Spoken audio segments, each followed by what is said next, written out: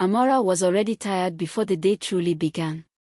The rain had fallen through the night, turning the long village road into a stretch of brown water and broken ground. She walked slowly, carefully, her worn sandals sinking into the mud with every step.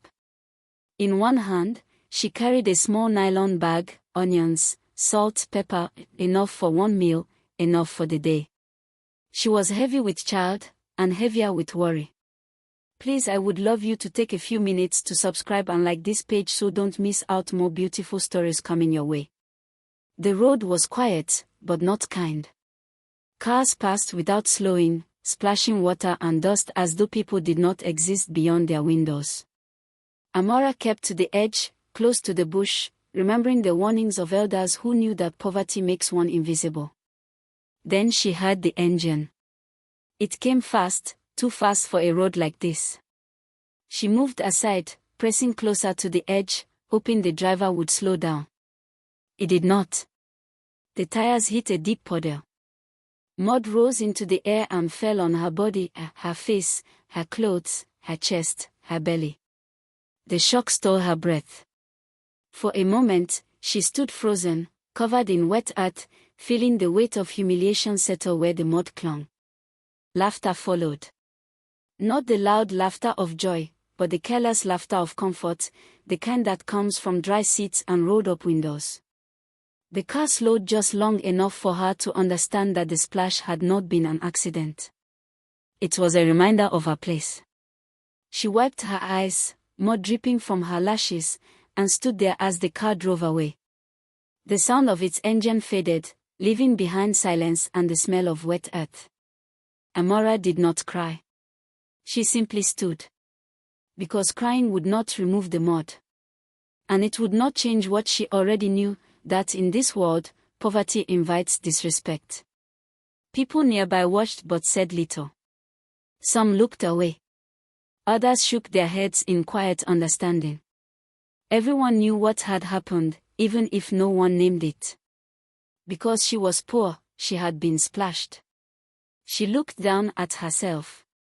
Mud stained her clothes and darkened her skin. The small bag of food in her hand had survived, though the nylon was streaked with brown. She held it tighter, not because it was valuable, but because it was all she had brought home from a long day of labor. She remembered waking before sunrise. Remembered washing clothes that were not hers. Scrubbing floors that would never welcome her as a guest.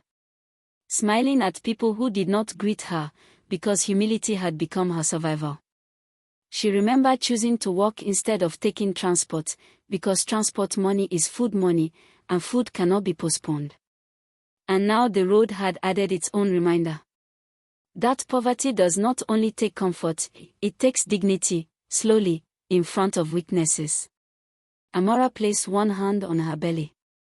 The child inside her shifted gently, unaware of the world waiting beyond the womb.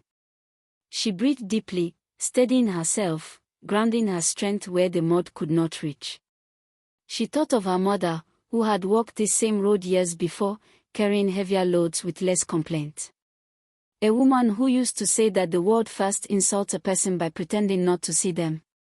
Amora bent down and adjusted her sandals, then straightened her back. She was not angry. She was tired. Tired of explaining her humanity. Tired of proving that pain does not depend on wealth. Tired of living in a place where being poor is treated like a crime without appeal. She began to walk again.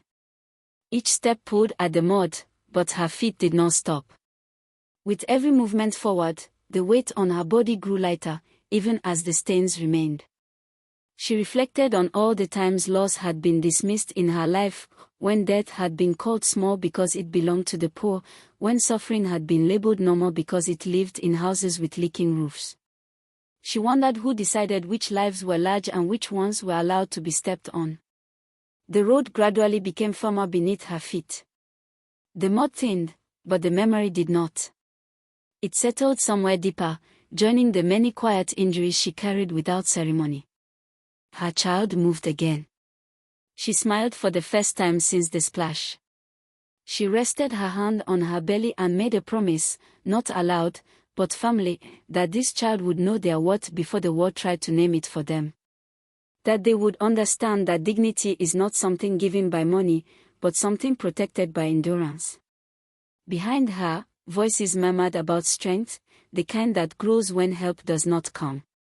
But Amora did not turn back. Some journeys are not meant for witnesses. They are meant for survival. And though the road had stained her body that day, it had not broken her. Because mud can cover the skin. But it cannot define the soul. So hear this, and hear it well. Poverty is not a crime. But those who forget this often turn comfort into cruelty. Do not laugh at the one walking in mud today. For the road belongs to everyone. And tomorrow has no respect for pride. A person is not measured by what covers their body, but by what guides their heart. Remember this. The same earth that stains the poor is the earth that buries us all. So when you meet someone struggling on the road, slow down. Look well. For the way you treat the powerless is the story your own children will one day tell about you.